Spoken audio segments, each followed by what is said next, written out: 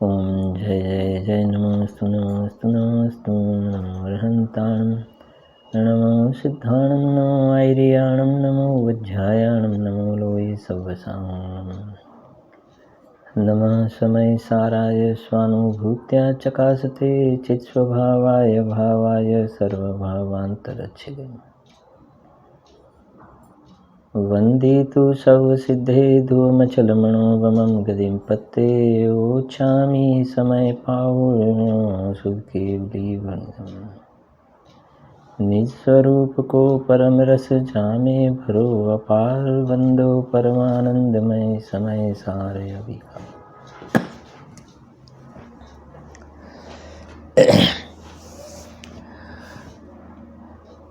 अध्यात्म रसिक कविवर पंडित श्री बनारसी दासजी द्वारा रचित समयसार नाटक ग्रंथ में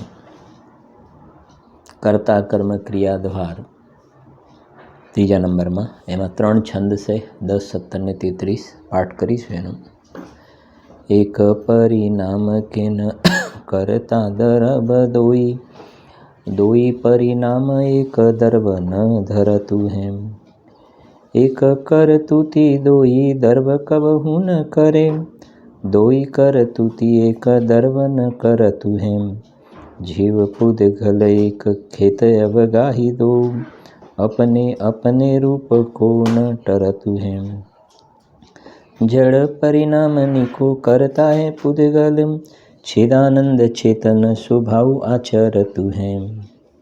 त्यार पछी से 17 ज्ञान भाव ज्ञानी करे, अज्ञानी अज्ञान दर्व कर्म पुद्गल करे, यह नीचे परवान। 33 से करे कर्म सोई करतारम, जो जाने सो जानन हाराम। जो करता नहीं जाने सोई, जाने सो करता नहीं होई। एमा रेग्युलर स्वाध्याय में अपने 7 नंबरनो छंद थयो हतो। 8 नंबरनो शुं कहे छे? करता कर्म क्रिया करे, क्रिया कर्म करता।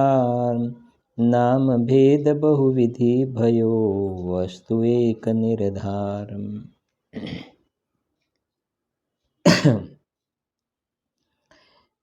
શું કહે છે અહીંયા ગાડી? જો ગ્રંથાદિરાજ સમયસારમાં 51, 52, 53 અને 54 4 શ્લોક છે ને, બરાબર છે ને? આજના સ્વાધ્યાયમાં ચારેયનું આપણે ભેગું કરીશું સ્વાધ્યાય। 51 નંબરના શ્લોકમાં એ વાત કરી કે કર્તા કર્મ ક્રિયાનું શું સ્વરૂપ છે, કર્તા કર્મ ક્રિયાનું શું સ્વરૂપ છે। તો ત્યાં કહ્યું કે જે પરિણામી દ્રવ્ય જે છે ને એ કર્તા છે, પરિણામને કર્મ કહેવાય છે, અને અવસ્થાથી અવસ્થાંતર થવું, પર્યાય કી ફિરની, જોયું ને, પર્યાયનું ફરવું, પરિણામનું પલટવું, એને ક્રિયા કહેવાય। બરાબર છે કે નહીં? હા, પરિણામી દ્રવ્યને કર્તા કહેવાય, કર્મને પરિણામ કહેવાય, અને પરિણામનું પલટવું એને ક્રિયા કહેવાય। તો 51 નંબરના છંદમાં, એટલે કે અહીંયા આપણે 7 નંબરના છંદમાં આ એક વસ્તુ સ્પષ્ટ કરી કે પરિણામી, પરિણામ અને પરિણતિ અભેદ છે, ભેદ પાડીને 3 કહેવામાં આવે છે। ત્યાર પછી હવે સમજો 52 નંબરના શ્લોકમાં સમયસારમાં એ વાત કહે છે કે જે અહીંયા આપણે જોયું હમણાં, આ છંદ વાંચ્યો 8 નંબરનો। 52 નંબરના શ્લોકમાં એ કહે છે કે આ જે કર્તા કર્મને ક્રિયા જે છે ને, કર્તા કર્મ ક્રિયા એનું સ્વરૂપ સમજાવ્યું। પછી 52 નંબરના શ્લોકમાં એ કહે છે કે કર્તા કર્મ અને ક્રિયા એક જ દ્રવ્યમાં જોવામાં આવે। કર્તા કર્મ અને ક્રિયા એક જ દ્રવ્યમાં જોવામાં આવે। બે અલગ અલગ દ્રવ્યની અંદર કર્તા કર્મ ક્રિયા એવી રીતે નહીં સંભવે એક દ્રવ્ય કરતા ને બીજું કર્મ, એવું બધું ગડબડવાળું નહીં. તો 52 નંબરના શ્લોકમાં એ સ્પષ્ટ કર્યું છે કે એક જ દ્રવ્યની અંદર કર્તા, કર્મ અને ક્રિયા પણ હોય. જે અહીંયા આપણે વાંચ્યું ને, જુઓ, કર્તા કર્મ ક્રિયા કરે, ક્રિયા કર્મ કરતાર, નામ ભેદ બહુવિધિ ભયો, વસ્તુ એક નિર્ધાર. વસ્તુ એક નિર્ધાર. એકની અંદર જ આ કર્તા કર્મ ક્રિયા જોવામાં આવે છે, એકમાં જ. પરિણામી, પરિણામને પરિણતિ એકમાં જ જોવામાં આવે. એ ગ્રંથાદિરાજ સમયસારના હિસાબે 52 નંબરનો શ્લોક છે. પછી 53 નંબરનો જે શ્લોક છે આપણે જોઈએ છીએ હમણાં, અને એનો અહીંયા 9 નંબરનો પાઠ છે. જો અહીંયા 9 નંબર શું કહે છે, જુઓ. એક કર્મ કર્તવ્યતા, કરે ન કરતા દોઈ, દુધાધરવ સત્તા સધી, એક ભાવ ક્યો હોય. શું કહે છે? એક કર્મ કર્તવ્યતા, કરે ન કરતા દોઈ. તો તમે ગ્રંથાદિરાજ સમયસારને જરાક તમે ખોલો, એટલે એના પછી આ 9 અને 10 નંબરના શ્લોકને આપણે જોઈએ છીએ. જો 51 તો આપણે જોયો હતો. 52 નંબરનો શ્લોક વાંચું છું. જુઓ ઉપર 52 નંબર. એક પરિણમતિ સદા, પરિણામો જાયતે સદૈકસ્ય, એકસ્ય પરિણતિ સ્યાદનેકમપ્યેકમેવ યતઃ. શું કહે છે નીચે જુઓ, શ્લોકાર્થ છે.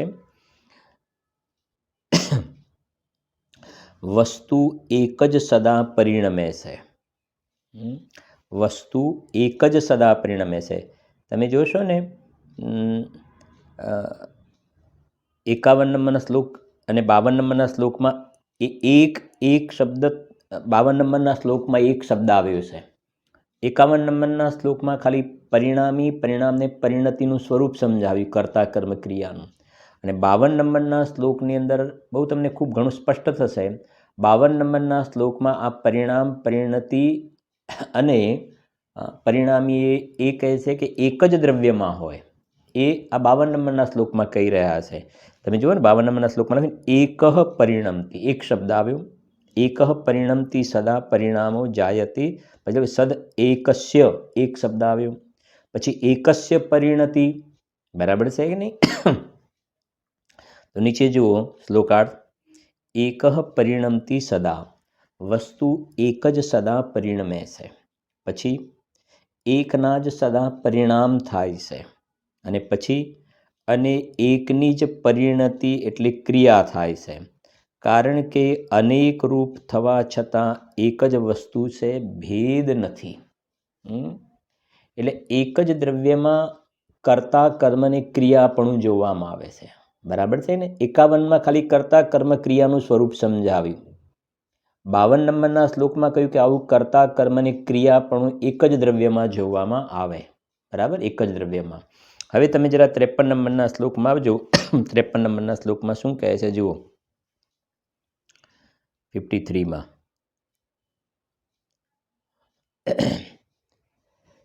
બધી બાજુથી એકદમ કોન્ક્રીટ કામ છે. આ 4 શ્લોકની અંદર બધું એકદમ પાકા પાયે જે કામ કહેવાય ને. અને પછી બીજા બે શ્લોક પણ બહુ સરસ છે, એના પછીના પણ.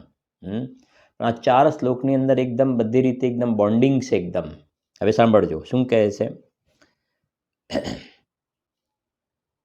નો ભવ પરિણમતઃ ખલુ, પરિણામો નો ભયો પ્રજાયેત, ઉભયોર્ન પરિણતિ સ્યાદનેકમનેકમેવ સદા. હવે અહીંયા શું કહે છે સાંભળજો. બે દ્રવ્યો એક થઈને પરિણમતા નથી. શું કહેવા માંગે સમજે ને? બે દ્રવ્ય એક થઈને પરિણમતા નથી. પછી બે દ્રવ્યોનું એક પરિણામ થતું નથી. અને પછી બે દ્રવ્યોની એક પરિણતિ એટલે ક્રિયા થતી નથી. કારણ કે દ્રવ્યો છે, કારણ કે અનેક દ્રવ્યો છે તે સદા અનેક જ છે, પલટીને એક થઈ જતા નથી. ભાવાર્થ છે, જુઓ, બે વસ્તુઓ છે તે સર્વથા ભિન્ન જ છે, પ્રદેશ ભેદવાળી જ છે, બંને એક થઈને પરિણમતી નથી, એક પરિણામને ઉપજાવતી નથી અને તેમની એક ક્રિયા હોતી નથી એવો નિયમ છે. જો બે દ્રવ્યો એક થઈને પરિણમે તો સર્વ દ્રવ્યોનો લોપ થઈ જાય. શું કહ્યું અહીંયા? બરાબર સમજજો કે પહેલામાં 52માં એમ કહી દીધું કે એક જ દ્રવ્યની અંદર કરતા કર્મ ક્રિયાપણું હોય.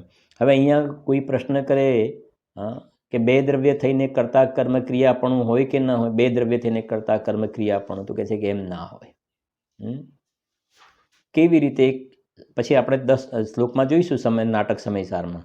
એટલે ને બે દ્રવ્યો એક થઈને પરિણમતા નથી. હવે સમજો, આ હાથ ઊંચો થવાની આમ ક્રિયા થઈ, આ ક્રિયા થઈ ને, આમ હતો ને આમ આ ક્રિયા થઈ, બરાબર છે કે નહીં? તો એ કહે છે કે એક જ દ્રવ્ય પરિણમે છે. 52માં શ્લોકમાં કહ્યું કે આ જે હાથની ક્રિયા થાય છે ને એનો કરતા કર્મ ક્રિયા પૂદગલમાં જ કરતા કર્મ ક્રિયા, આનું પરિણમન અલગ છે. અને એ વખતે અંદરમાં જીવમાં જે રાગ થયો ને, ઈચ્છા થઈ આમ કરવાની, એ અંદરમાં જે રાગ થયો ને એ આત્મામાં કરતા કર્મ ક્રિયાપણું આત્માનું અલગ.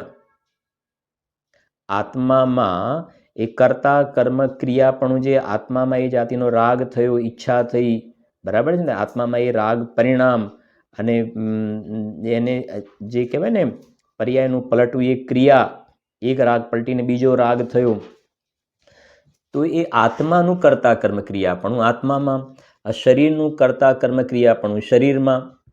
એ 52 શ્લોકમાં કહ્યું કે એક જ. હવે આ 53 નંબરના શ્લોકમાં એ કહે છે કે બે દ્રવ્યો એક થઈને પરિણમતા નથી. હવે શું કહે છે કે કોઈ એમ માને, શું કહેવું છે? બે દ્રવ્ય પકડજો. હવે બે દ્રવ્ય એક થઈને પરિણમે, એટલે કે આ હાથ ઊંચો થવાની જે ક્રિયા થઈ ને, એ બે દ્રવ્યો, એટલે એક આત્મા અને બીજું શરીર, બંને ભેગા થઈને આ કામ કર્યું. અહીંયા એ કહેવા માંગે છે, બે દ્રવ્યો ભેગા થઈને હાથ ઊંચો કરવાનું કામ કર્યું. એટલે અહીંયા કહેવાય છે બે દ્રવ્યોના એક પરિણામ ના હોય, બે દ્રવ્યની એક ક્રિયા ના હોય.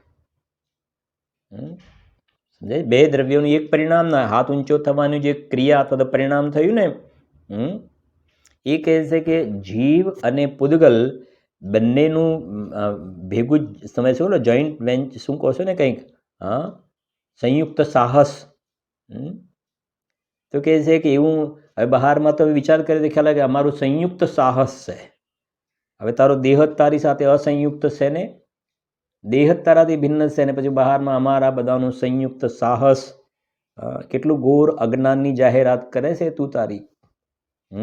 ઘોર મિથ્યાત્વની જાહેરાત થાય છે. સંયુક્ત સાહસ શું? સંયુક્ત સાહસ એકત્વ વિભક્ત ભગવાન આત્મા તું ભૂલી ગયો. ખ્યાલ આવે છે ને? આ બધા પાઠ એ ભણી રહ્યા છીએ. ખાલી આ શાસ્ત્ર વાંચતા નથી. આપણે પ્રેક્ટિકલ લાઈફની અંદર આપણે ક્યાં લાભ હાનિ, કેવું શું આપણા પરિણામો ક્યાં જઈ રહ્યા છીએ, કેવા પ્રકારના અંદરમાં કરતાપણાનો મિથ્યાત્વનો બોજો લઈને જીવ ફરી રહ્યો છે નાહકનો, વિકલ્પ વગરનું નિર્ભાર તત્વ માંથી કેટલા વિકલ્પો ખોટા લઈને ફરી રહ્યું છે, એનું આ નિરાકરણ કરવામાં આવે છે.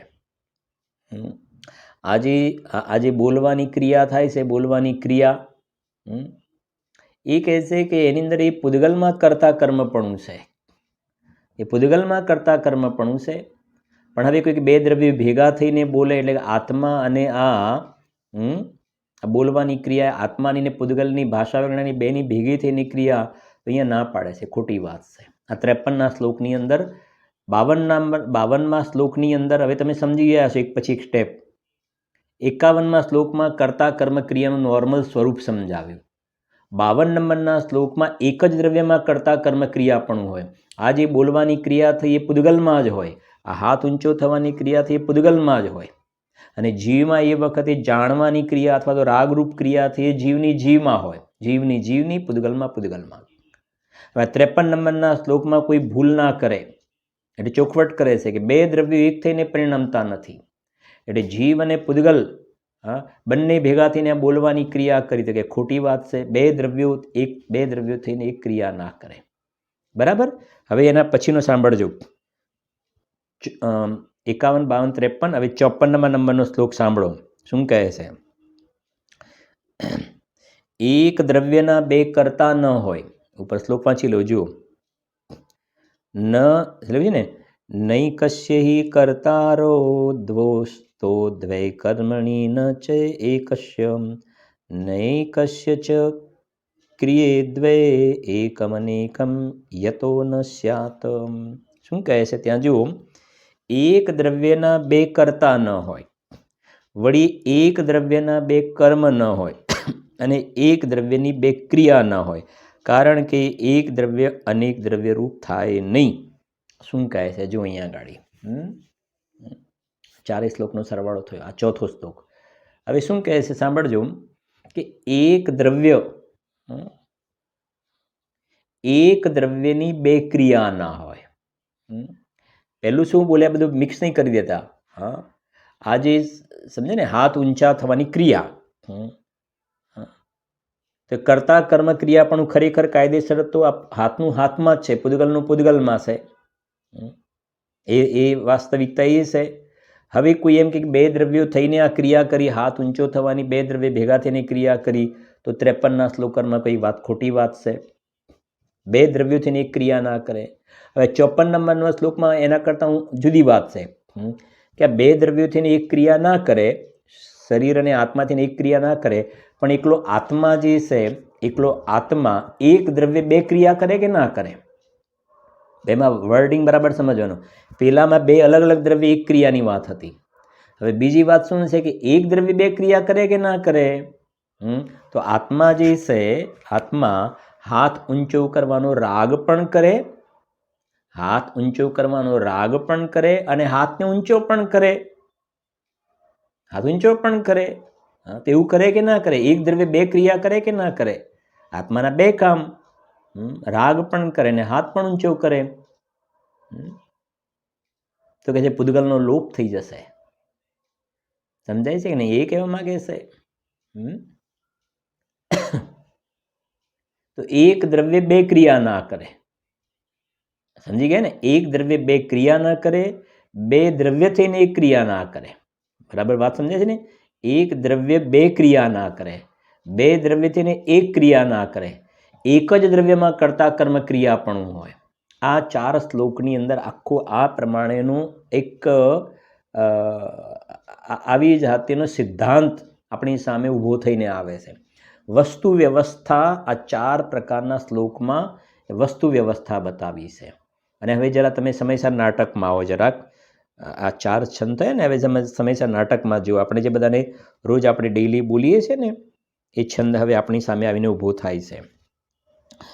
એ પહેલાં 9મા નંબરનું પણ જરા વાંચી લઈએ. જુઓ, એક કર્મ કર્તવ્યતા કરે ન કરતા દોઈ દુધા દરવ સત્તા સધી એક ભાવ ક્યો હોય. શું કહે છે અહીંયા? જે ત્યાં 53મા નંબરનો શ્લોક છે ને, કે બે દ્રવ્ય એક ક્રિયા ન કરે, એ કહે છે એક કર્મ કર્તવ્યતા કરે ન કરતા દોઈ. એક દ્રવ્યમાં જે કરતા કર્મ ક્રિયા પણ થાય છે ને, એને બે દ્રવ્ય થઈને કરતા નથી. કરે ન કરતા દોઈ દુધા દરવ સત્તા સધી. બીજું દ્રવ્ય જે છે એની સત્તા જ અલગ છે. બીજા દ્રવ્યની, એક દ્રવ્યથી બીજા દ્રવ્યની સત્તા અલગ છે. એક ભાવ ક્યો હોય? બંને દ્રવ્યની જે સત્તા જ અલગ અલગ છે, તો બે દ્રવ્ય ભેગા થઈને ક્રિયા ક્યાંથી કરે એક? બરાબર. હવે આવો જરાક 10 નંબરનો શ્લોક, એટલે આ બધાનો ભાવ એની અંદર વધારે આવી પણ જશે સ્પષ્ટ. જો શું કહે છે? કર્તા કર્મ અને ક્રિયા પર વિચાર. પાઠ કરીશું, બધાને આવડતો પણ હશે. તૈયાર ન કરો તો કરી પણ દેજો. બરાબર. જો એક પરિણામ કે ન કરતા દરબ દોઈ દોઈ પરિણામ એક દર્વ ન ધરતું હેમ એક કર તુતી દોઈ દર્વ કબહુ ન કરે દોઈ કર તુતી એક દર્વ ન કરતું હેમ જીવ પૂદગલ એક ખેત અવગાહી દો अपने अपने रूप को न टरतु हेम जड़ परिणामनी को करता है पुदगलम છિદાનંદ ચેતન સુભાવ આચરતું હે. શું કહે છે અહીંયા જુઓ, પરિણામ અને પરિણતિ તો ખ્યાલ આવ્યું ને. પરિણામ એટલે જે સમય સમય જે પર્યાય થાય છે ને, સમય સમય જે પર્યાય થાય છે એને પરિણામ કહેવાય. સમય સમય જે પર્યાય થાય ને પરિણામ. અને એ પર્યાયનું પલટવું અને બીજી પર્યાય થવી, એ પર્યાયનું પલટીને બીજી પર્યાય થવી એને એને પરિણતિ કહેવાય. પરિણામ અને પરિણતિ બેમાં ફરક છે. એક અવસ્થા પલટીને બીજી અવસ્થા થાય ને, તો અવસ્થાથી અવસ્થાંતર થવું એને પરિણતિ કહેવાય. હવે શું કહે સાંભળજો. એક પરિણામ કે ન કરતા દરવ દોઈ. હવે લગાવો આપણે, બાઈ રોટલી બનાવે કે ના બનાવે. હા, આ બહુ મોટી વાત છે ને આ. હવે કોઈ કે સમયસારમાં આવું તો લખ્યું નથી બાઈ રોટલી વાળી વાત, અને ગુરુદેવશ્રી હંમેશા બાઈ રોટલી બનાવે નહીં, બાઈ રોટલી બનાવે નહીં, પેટ્રોલથી મોટર ચાલે નહીં, સોની દાગીના બનાવે નહીં. હા, પણ સમયસાર ગ્રંથરાજમાં કુંભાર અને ઘડાનું દ્રષ્ટાંત આપ્યું છે ને. કુંભાર અને ઘડાનું દ્રષ્ટાંત આપ્યું છે ને. બસ તો એ ઉપરથી બધામાં લગાવી દેવું જોઈએ આપણે. એક તમને સમજાવીએ, જેમ કુંભાર ઘડો ના બનાવે ને, હા, ભાઈ રોટલી ના બનાવે કે કેમ, આ સ્પષ્ટ જોવા સિદ્ધાંત. એક પરિણામ, પરિણામ પકડો પહેલા. પરિણામ તો શું બન્યું? પરિણામમાં રોટલી. રોટલી, ઓકે, બરાબર. અચ્છા, રોટલી કયું દ્રવ્ય છે? રોટલી પુદ્ગલ દ્રવ્ય છે. અચ્છા, બાઈ એટલે બાઈનો આત્મા સમજવાનો. ત્યાં બાઈ એટલે બાઈનો આત્મા સમજવાનો, જીવ એનો. તો એ તો આત્મા, એ તો જીવ દ્રવ્ય છે. રોટલી છે પુદ્ગલ દ્રવ્ય છે. અહીંયા સિદ્ધાંત કુંદ આચાર્ય દેવ જે કહી રહ્યા છે ને, સર્વજ્ઞ ભગવાનને માથે રાખીને વાત કહી રહ્યા છે. નથી માનતો તું દ્વિક્રિયાવાદી મિથ્યા દ્રષ્ટિ છો. એ કહે છે જો, એક પરિણામ, પરિણામમાં રોટલી બની. એક પરિણામ કેન કરતા દરવ દોઈ. સમજી ગયા ને? એ જે રોટલી બની, એ પરિણામ થયું ને, એના બે દ્રવ્ય કરતા ન હોય. બે દ્રવ્ય કરતા ન હોય. સમજી ગયા ને? 53મા નંબરનો શ્લોક. બે દ્રવ્ય થઈને એક ક્રિયા ન કરે. કે એ રોટલી કોને બનાવી? કે એનો કરતા પુદ્ગલ છે. હવે જો બાઈ એમ માને, સાંભળજો હવે, આની અંદર બે વસ્તુ આપણે જોઈશું. 50% વાળી વાત આવે છે ને, એ સાંભળ્યું છે ને. અને એક ગાયનો ગોવાળ એ 5 ગાયનો ગોવાળ, આ બે વાતો સમજવાની છે. બહુ સરસ છે શ્લોક, એટલે ખાસ તૈયાર કરવાનું પણ બધાને કહ્યું પણ છે ને. ભાવ બહુ સરસ છે, સમજજો. ધીરે ધીરે સમજીશું આપણે આ સિદ્ધાંતને. અને આ આપણા પ્રેક્ટિકલ લાઈફ જીવનની અંદર આ બધા સિદ્ધાંતો અંદરમાં ઘર કરવા જોઈએ. અંદરમાં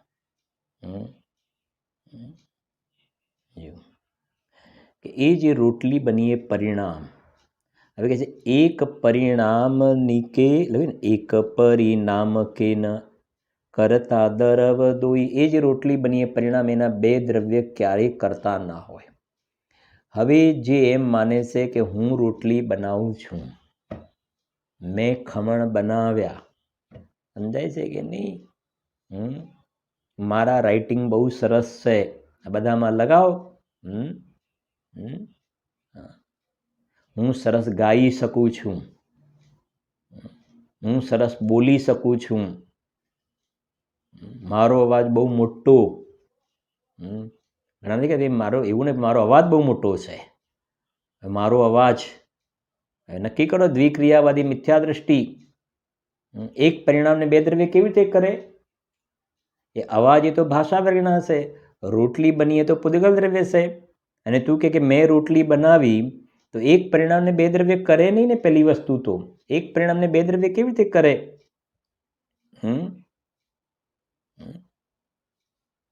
એને જીવ પણ કરે અને પુદ્ગલ પણ કરે. એ રોટલી કોને બનાવી? કે જીવ અને પુદ્ગલ બે ભેગા થઈને. એટલે આ વાત આવી 50% વાળી. સમજે ને, 50-50%. તે બેના 50-50% રાખો કે રોટલી બનીને એમાં બાઈ નિમિત્ત.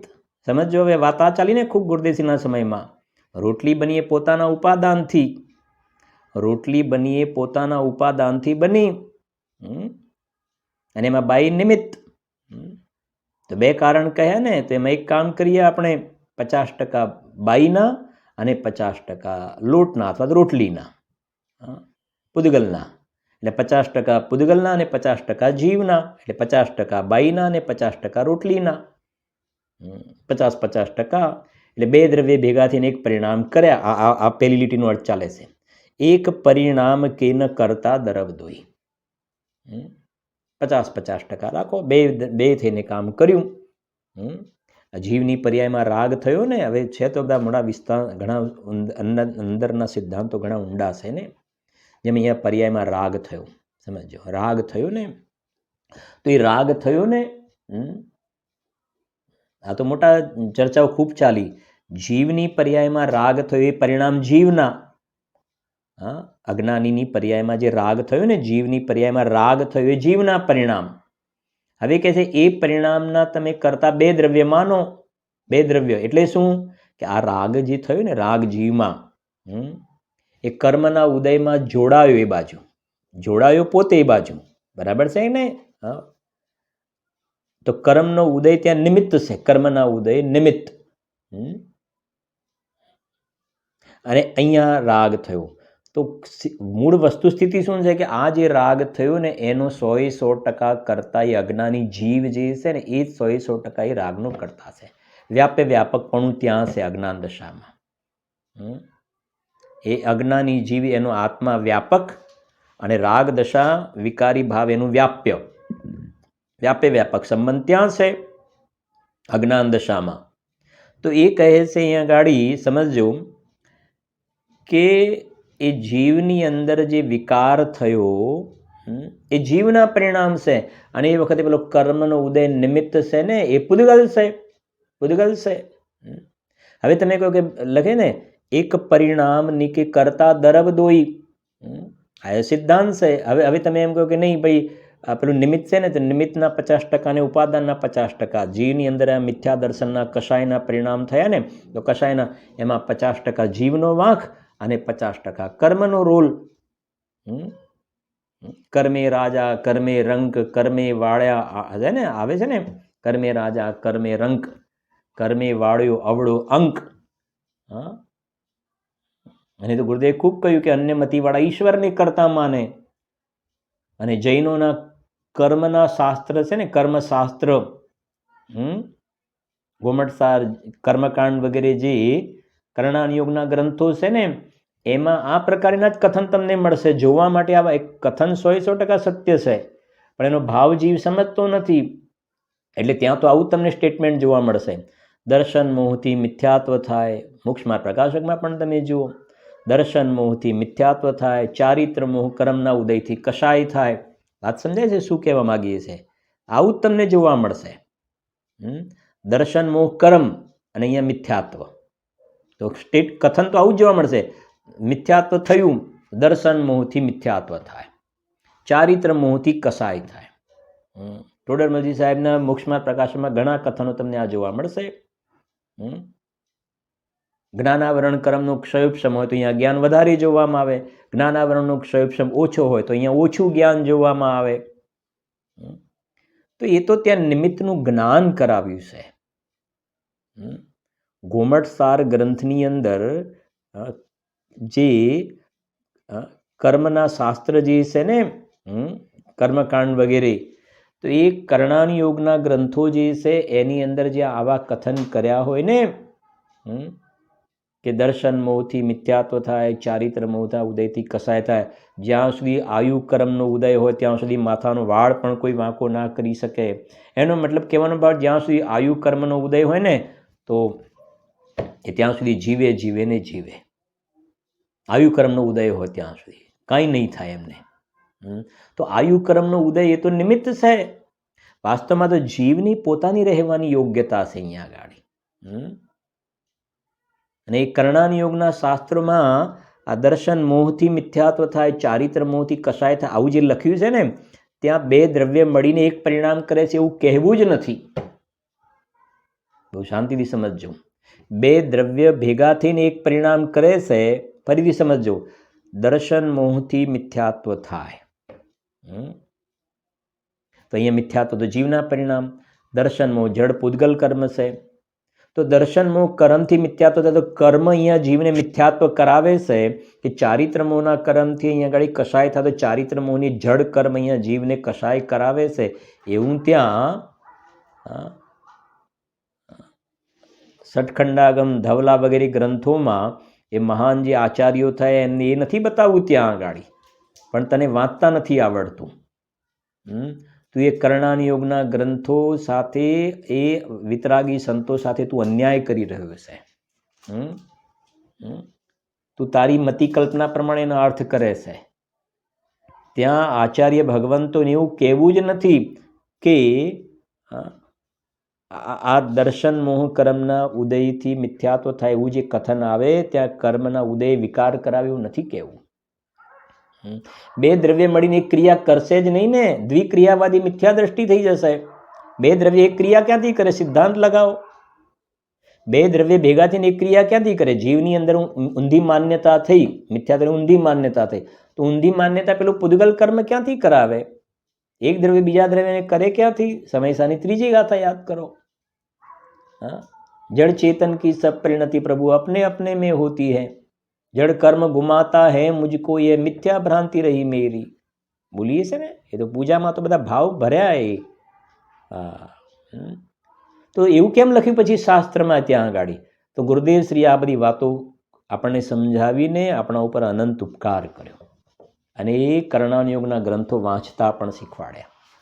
સમયસાર વાંચતા તો ગુરુદેવ શ્રીએ શીખવાડ્યું, પણ કર્ણાનુયોગ વાંચતા પણ શીખવાડ્યું, ને ચરણાનુયોગ વાંચતા પણ શીખવાડ્યું, પ્રથમાનુયોગ વાંચતા પણ શીખવાડ્યું.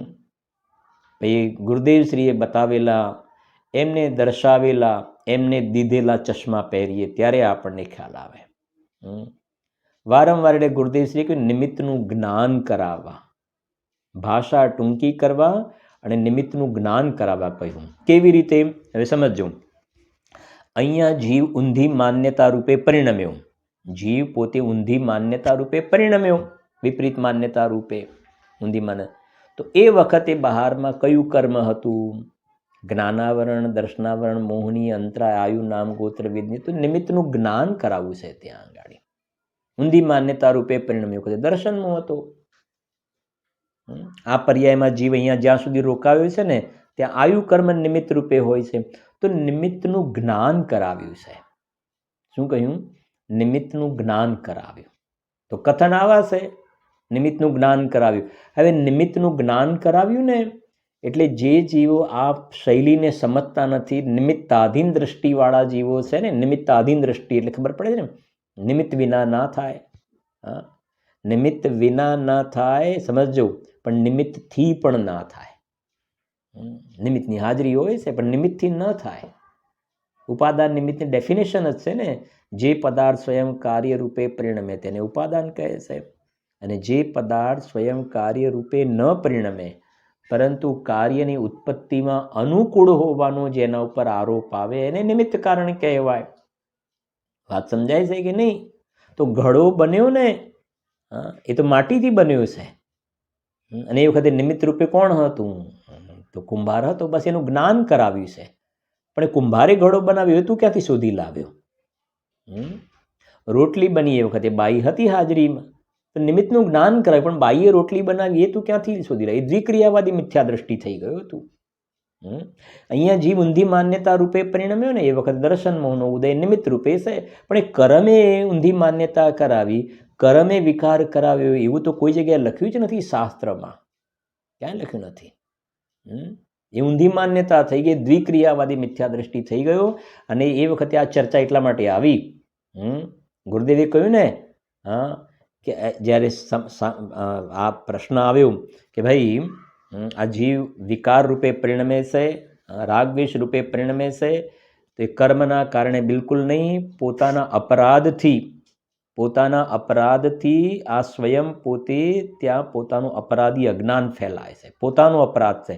કર્મનો એક પણ દોકડો, એમ ગુરુદેવ, કર્મનો 1% નથી. 100% જીવ સ્વયં પોતે પોતાના અજ્ઞાન ભાવથી વિકાર રૂપે પોતે પરિણમ્યો છે. ત્યારે જેને આ વાત ન બેસીને એવું કહેવા લાગ્યા કે એવું કામ કરો ને, આપણે શાસ્ત્રમાં તો લખ્યું છે કર્મના આ કર્મથી આમ થાય ને આ કર્મથી આમ, તો આપણે એવું કામ કરો, વચગાળાનો રસ્તો કાઢો. કે શું વચગાળાનો રસ્તો? સોલ્યુશન કંઈક લાવીએ કે એવું કામ કરીએ આપણે 50% નિમિત્તના અને 50% ઉપાદાનના. એટલે અહીંયા જે રાગદ્વેષ થયો ને, રાગદ્વેષ, એમાં 50% જીવનો વાંક અને 50% કર્મનો વાંક.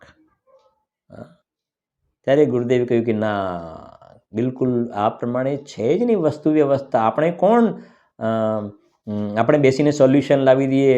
આપણે સોલ્યુશન લાવવાનું ક્યાં? વસ્તુના સ્વરૂપની અંદર વસ્તુનું જેવું સ્વરૂપ છે ને એવું આપણે સમજવું પડે. વસ્તુનું જેવું સ્વરૂપ છે એવું આપણે સમજીએ તો યથાર્થ જ્ઞાન કહેવાય. બાકી આપણે સમજોતા કરવાવાળા કોણ? કે એક કામ કરો, તમારું 50% ને અમારું 50%, 50% ઉપાદાન, 50% નિમિત્તથી. ગુરુદેવે કહ્યું કે જુઓ ભાઈ, ઉપાદાનના 100% ઉપાદાનમાં અને નિમિત્તના 100% નિમિત્તમાં. આમ જે આપણો 52 નંબરનો વસ્તુ, એક જ દ્રવ્યની અંદર કરતા કર્મ ક્રિયાપણું હોય. કહીએ છે ને, નિમિત્તના રાખીએ છીએ ટકા, 50 શું કામ? નિમિત્તના 100%, 50 શું કામ? નિમિત્તના 100%, પણ નિમિત્તના નિમિત્તમાં 100%, ઉપાદાનમાં 1 પણ ટકો નહીં. અને ઉપાદાનના 50 શું કામ? ઉપાદાનના 100% ઉપાદાનમાં, 1 પણ ટકો નિમિત્તનો નહીં. આવી છે વ્યવસ્થા. એટલે જે રોટલી બની ને, તો એ લોટ રોટલી રૂપે પરિણમ્યો ને, તો એ પૂદગલની રચના છે. તો પૂદગલના 100% એની અંદર એ પૂદગલમાં કરતા કર્મ ક્રિયા પણ 100%. હવે કોઈ કહે કે નહીં 50% બાઈ બેનને 50% રાખો, તો કહે છે બિલકુલ ખોટી વાત છે. બાઈ નિમિત્ત રૂપે છે. બાઈ રોટલી બની એમાં નિમિત્ત રૂપે છે. તો નિમિત્તના 100% નિમિત્તમાં, તો બાઈ એ વખતે નિમિત્ત રૂપે 100%. અને લોટ જે છે રોટલી રૂપે 100% એના ઉપાદાનથી પરિણમ્યો છે. આ એ કહેવા માગે છે આ ગાથા એ છે. 50% વાળી વાત પહેલી. એક પરિણામ કેન કરતા દરબ દોઈ. સમજી ગયા ને? એક પરિણામના 2 કરતા ન હોય. જેમ આપણે આ સમજાય ભાઈ, માથું આમ સરખું કર્યું આ તે. તો એ કહે છે કે આ જે થયું ને એ ગાડી, એટલે મેં કર્યું, તો દ્વિક્રિયાવાદી મિથ્યા દ્રષ્ટિ. એનું પરિણામ સ્વતંત્ર છે, એના કરતા કર્મક્રિયા એમાં છે. તારામાં તો અંદરમય જાતિનો રાગ થયો, ઈચ્છા થઈ, એની સાથે તારું કરતા કર્મપણું છે. અહીંયા એ કહેવા માંગે છે. એક બધામાં લગાવો તમે. સમજાય છે કે નહીં? અને કેટલા માટે આપણે ઘણી વખત કહીએ છીએ, આ ક્રિકેટ વગેરે રમતો હોય છે ને, ક્રિકેટ વગેરે, જેમ કુંભાર ઘડો ના બનાવે ને, તો આ ક્રિકેટ રમવાવાળા રન લઈ શકે, બેટિંગ કરી શકે. વાત સમજાય છે હું શું કહેવા? કુંભાર જેમ ઘડો બનાવે નહીં ને, ઘડો બન્યો એમાં કુંભાર માત્ર નિમિત્ત છે. એમ આ જે ક્રિકેટર જે રમે છે ને, એ કહે છે કુંભારનો હાથ ઘડાને અડતો નથી, કુંભારનો આત્મા જુદો, કુંભારનું શરીર જુદું અને ઘડો અલગ. એમ કહે છે ક્રિકેટ રમવાવાળાનો આત્મા અલગ, એનું શરીર અલગ, બેટ અલગ, બોલ અલગ. હવે કહે કે મેં આને આમ કર્યું ને આને આમ કર્યું ને આને આમ કર્યું, અને આટલી સદી ફટકારી, એવું કહે છે ને કંઈક, 4 રન લીધા અને પેવેલિયનમાં બોલ મોકલ્યો ને આમ કરી દીધું ને 6 રન લીધા, મેં આમ કર્યું, એને આમ કર્યું. તો કુંભાર ઘડો ના બનાવે ને, તો પછી ક્રિકેટર રન ક્યાંથી લઈ શકે? ના લઈ શકે. હા, એ કહે છે દ્વિક્રિયાવાદી મિથ્યા દ્રષ્ટિ છે. એને ક્રિકેટરે શું કર્યું કે એ બેટિંગ કરવાનો રાગ કર્યો. એ રાગનો કરતા, અજ્ઞાન ભાવે એ રાગનો કરતા, તો એના 100% એમાં, અને બહારમાં બોલ બેટ વગેરેની જે ક્રિયા થવી ને એનું પરિણમન સ્વતંત્ર છે. સમજાય છે કે નહીં? એનું પરિણમન સ્વતંત્ર છે. એ 6 રન થવા તો એ તો દડો જે છે ને 4 રન થવા તો એ દડાનું ત્યાં સુધી જવું એની ક્રિયાવર્તી શક્તિથી એ ગયો છે ત્યાં સુધી. એની તો ઈચ્છા હોય છે ને કે હું બહાર મોકલી દઉં બાઉન્ડ્રીની બહાર, પણ ત્યાં આગળ કોઈના હાથમાં જતો રહે છે. કરી દો ને, કરી શકતા હોય પણ, અને પેલો હાથમાં લેવા માગે ને તો હાથમાં આવે અને પાછો આમ ઉછળીને આમ પડે, પાછો ફરી લેવા જાય, પાછો નીચે પડી જાય. બોલો, એ દડાનું બોલનું એ પ્રમાણે ક્ષેત્રથી ક્ષેત્રાંતર થવાની યોગ્યતા છે. હવે આપણે એ ચશ્મા પહેરીને જોઈએ તો ખબર પડે ને. વાત સમજાય છે? આ સિદ્ધાંતો અહીંયા સમજવાના છે આપણે. અને એ જો એ ક્રિયાને જેમ કે ને, એટલા માટે કહે ને, રોટલી કેમ બગડી જાય છે ઘણી વખતે, ખમણ કેમ બગડી જાય છે, મૈસૂર કેમ બગડી જાય છે બનાવી શકતા હોય તો. વાત સમજાય છે ને? તો એ કહે છે કે એ રન કરી શકે ને તો આઉટ જ શું કામ થાય? પછી આઉટ જ ના થવું જોઈએ ને એને, જો કરી શકતો હોય ને. તો આઉટ જ ના થવો જોઈએ. પછી આઉટ થઈ જતો જોવામાં આવે છે, એની ઈચ્છા તો નથી, પણ એ પરિણમન સ્વતંત્ર છે એ કહે છે. એટલે આ પહેલા બોલની અંદર કહે છે એક પરિણામ કે ન કરતા દરબ દોઈ. અને એ શું કહેવાય, પેલો બોલિંગ નાખવા વાળો હોય છે ને, હવે એની ઈચ્છા આઉટ કરવાની છે સામેવાળાને, પણ એ રાગ જ કરે છે. બાકી બોલનું ક્યાંથી ક્યાં જવું, શું થવું, એનું પરિણમન સ્વતંત્ર છે. એક પરિણામના બે કરતા ના હોય. એ બોલનું ક્યાંથી ક્યાં જવું એ પરિણામ, એ એનો કરતા પૂદગલ, અને આ એમ માને કે હું પણ એનો કરતા, તો બે દ્રવ્યથી એક ક્રિયા નથી કરતા. બે દ્રવ્યથી ક્રિયા નથી કરતા. સમજાય છે? હા.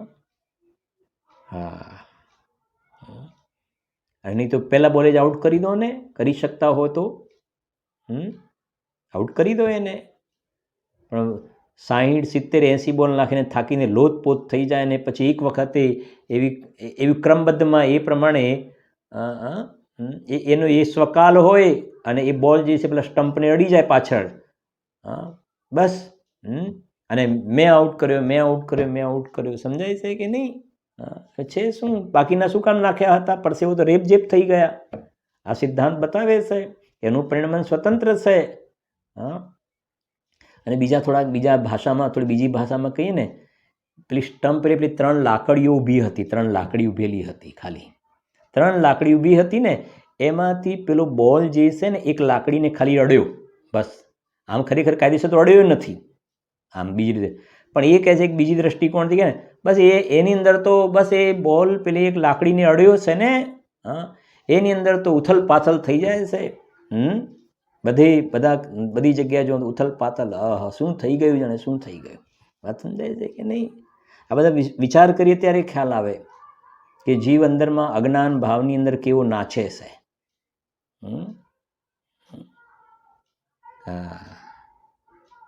જો એટલે પહેલી આ વાત કરે છે અહીં ગાડી, સાંભળજો, લઈશું આપણે હજુ આને. એક પરિણામ કે ન કરતા દરબ દોઈ. હવે બીજી વાત આવે છે. પેલું એક પરિણામના બે દ્રવ્ય ભેગા થઈને એક પરિણામ ના કરે. હવે બીજું, દોઈ પરિણામ એક દર્વ ન ધરતું હેમ. હવે શું કહે છે? દોઈ પરિણામ એક દર્વ ન ધરતું હે.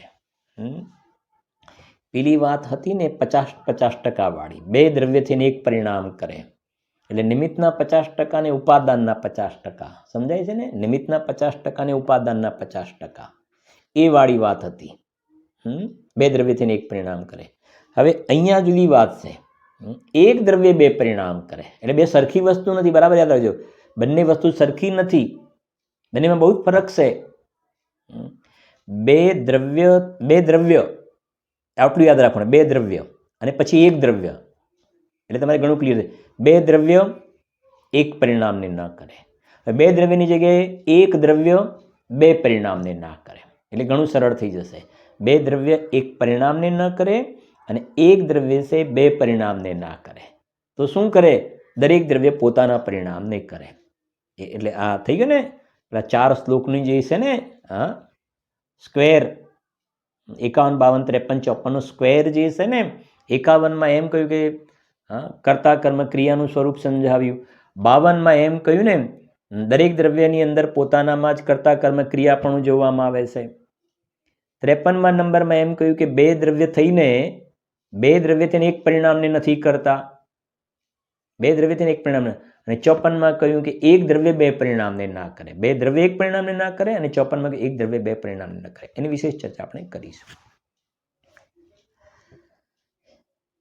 निज निधि निज में बताइए अनंत के लिए जिन वाणी माँ को वंदना शत बार है, वंदना शत बार है.